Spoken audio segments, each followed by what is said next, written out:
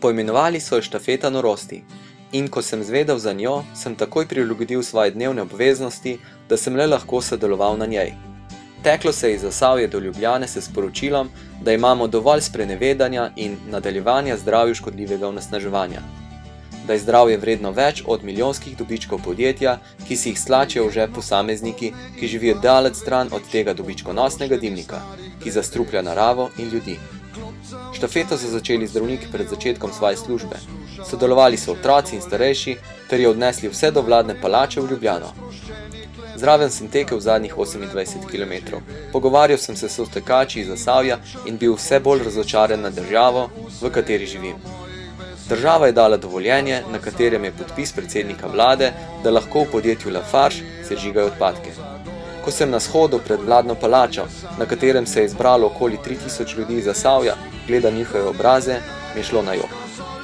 Pripovedovali so, da se pogosto po noči zbudijo, ker jih prebudi smrad, ki prihaja iz bližnjega dimnika cementarne Lafarge, kjer sežigajo nevarne odpadke iz cele Evrope. 100 ton vsak dan. Zakaj po noči najbolj zasmrdi? Kaj se prikriva? Menda se meritve strupov v zraku delajo čez dan. Fantje ne jokamo in nisem jokal.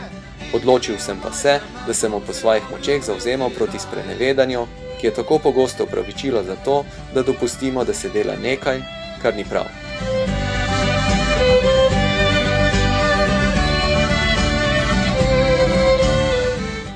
Zadnji član štafete bi naj bili vi, gospod predsednik vlade Borut Pahor.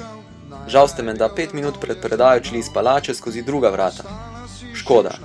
S tem ste simbolično priznali, da vam ni dovolj mar za zdravje ljudi. In ste se mi zasmilili tudi vi. Nato pripeljal se on je z BMW-jem in si šla, si odšla. Zdi se, da nismo dovolj bogati, da bi si lahko privoščili nezastrupljen zrak. Če pristanemo na to, bomo vedno bolj revni. Saj zdravje največje bogastvo.